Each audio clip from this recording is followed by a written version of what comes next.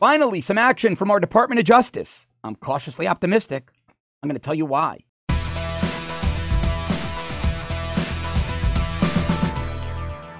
You people have been more critical of the Department of Justice and FBI hierarchy than me, and rightfully so.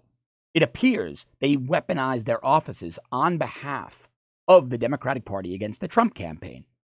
Well, we've gone over that ad nauseum. We don't need to go into those details again. Over the last couple of days, though, I'm cautiously optimistic.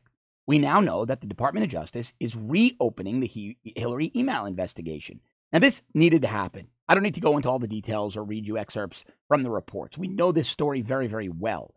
And most Americans feel that there are three standards of justice in this country. One for us, one for the political and Hollywood elite, and now a third for the Clinton family, because they seem to get away with things even the political and Hollywood elite don't. The Clintons seem to be impervious to any type of criminal sanction. Well, maybe not anymore. So the Hillary email case is reopened. Now, special credit to Tom Fitton and Judicial Watch. They have done phenomenal work here. Without their work, without their Freedom of Information Act FOIA requests, without their lawsuits, we would know very little of what happened, and Hillary and co. might have walked. These scandals inside the FBI might have gone undiscovered. Those in the DOJ might have gone undiscovered. Fusion GPS, their role in all this might have gone undiscovered. So the Hillary email case is reopening, and I predict a key figure is going to be charged. This case is focusing on Hillary, Huma Abedin, and other top aides, Cheryl Mills, etc. I'm going to tell you in just a little bit who I predict will be the first to be criminally charged. Now, while these reports are dropping, we also find out that the DOJ is investigating the Clinton Foundation for possible pay-for-play. And what that means is, at times when large infusions of capital were coming into the Clinton Foundation, Hillary was doing favorable things for those close to those large infusions of capital. And what's going to be investigated is, was there correlation? Were those infusions of capital, payments for Hillary to do those favors? Because that would be called bribery. That would be illegal, felonious pay-for-play. Now, why I like this is that while you have two parallel investigations running inside DOJ, they exist in their own silos, but there is also crossover. There's conversation between the investigators and prosecutors. Witnesses will be interviewed on both. Hillary will probably be interviewed on both. Huma Abedin on both. Cheryl Mills on both. Huma Abedin had dual roles. There were times when she was a State Department employee, an aide to Hillary Clinton, and a Clinton Foundation employee and operative. And that's more room for Huma to trip up. On the heels of that, nail in the coffin number 3 for Team Hillary. We hope more classified emails have been found on Anthony Weiner's laptop. 5 previously unreported classified emails are now among the 147 documents released. Now, my prediction for who will be charged first is Huma Abedin, because the genie for her, the criminal genie for her, is too far out of the bottle. It can't be put back in. We know she was around the email. We know she was around Hillary's private server. And now we know irrefutably and publicly that she intentionally mishandled classified information and put it onto the laptop of her now convicted pedophile husband, Anthony Weiner, a.k.a. Carlos Danger. This is one that Huma Abedin can't wiggle out of. I work cases, and I can tell you this from experience. A decent prosecutor, not even a great prosecutor, a young, decent prosecutor with little experience, could take the evidence against Huma Abedin into any grand jury, and I kid you not, this isn't an exaggeration, make the case in 45 seconds and have a true bill, an indictment returned in about 5 to 6 minutes. That's how overwhelming the evidence against Huma Abedin is once you dig in. And if you get Huma Abedin, the person who's closest to Hillary in the world, literally, probably closer to Hillary than Hillary's own daughter, Chelsea, if you break Huma Abedin, and Huma Abedin has a child, Anthony Weiner's going to jail, Huma Abedin is not going to choose between her kid, or I should say, the FBI, DOJ, if they do things right, they're going to give Huma Abedin a choice. Hillary Clinton and Cheryl Mills, or your child goes into foster care or lives with relatives and visits you in federal prison, visits your husband in federal prison, and lives knowing her parents are sitting in federal prison. For him, I think they have a little boy. Your parents are sitting in federal prison. That's a very tough choice for a parent to make, and I suspect her choice won't be Hillary Clinton because Hillary has very little to offer her. Hillary's career is dead. Now, as bad as all this is, again, I'm optimistic. I'm not going to say that I'm confident that anything will be done, but I'm optimistic because it's leaking out of DOJ. They want us to know this.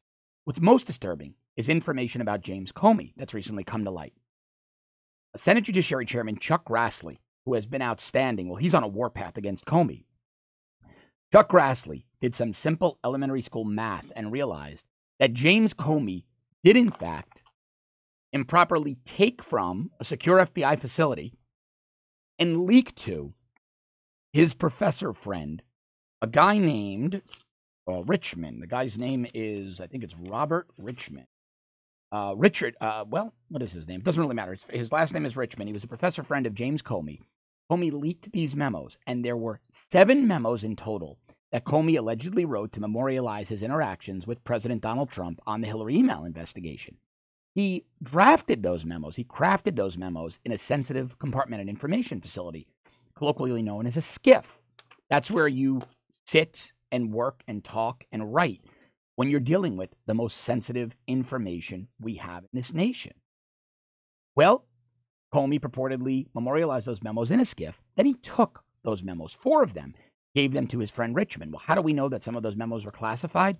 Well, of the 7 memos, 4 were deemed classified.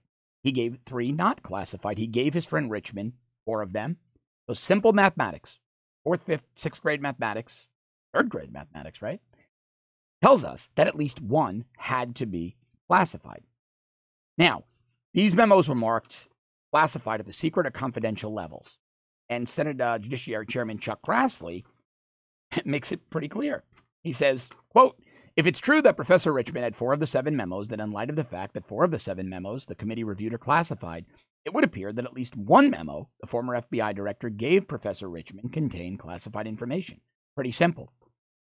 They then go on to quote the FBI employment agreement, which basically says that if you do what Comey did, and you can read it in depth, it's readily available on the web, but if you do what Comey did, it's a violation of federal law. They also talked to the DOJ. Multiple news outlets asked the DOJ, who would not confirm or deny the existence of an investigation on this. Leads me to believe Comey is under investigation. And when asked if he still had the memos or copies of such in his possession, Professor Richmond told Fox News that he had no further comment. Now, the reason that Comey, to me, is most problematic is he was the nation's chief investigative officer. I say on the show, the president is the chief law enforcement officer, the AG is the chief prosecutorial officer, and the head of the FBI, director of the FBI, is the chief investigative officer. He sets the standard for appropriate behavior in investigations. He sets the standard for propriety in the investigative process. So he needs to be held accountable more so than most. And it appears Comey will be, which might explain his incoherent, rambling, seemingly nervous tweeting. It appears that Comey broke every rule when he was discovered to be part of the cabal weaponizing the FBI on behalf of the Hillary campaign. And I'm now finally cautiously optimistic about this investigation, about what's happening inside DOJ. So my predictions for 2018 on this are, Huma Abedin will be the first to be criminally charged. I won't say there's a good chance Hillary will be charged, but I'll say there's a better chance that Hillary will face some kind of sanction, some kind of punishment, will face some kind of music. Better chance than there was even a month ago. Cheryl Mills, I'm up in the air on. I do feel that Comey is going to face some kind of music as well, because this genie, like I said, is just too far out of the bottle. So we're going to wait and see, and let's hope that this is the beginning of the end for the Clinton crime cartel. This is such interesting content, and it's really important, and we're going to be bringing you these stories more in depth as they unfold, so please subscribe to our premium service at www.therebel.media/shows. If you're already subscribing, thank you very, very much. I want you to have a great weekend, and remember that Monday, January 8th, I return with my full new 1-hour show, Off the Cuff, Declassified. Thanks for watching.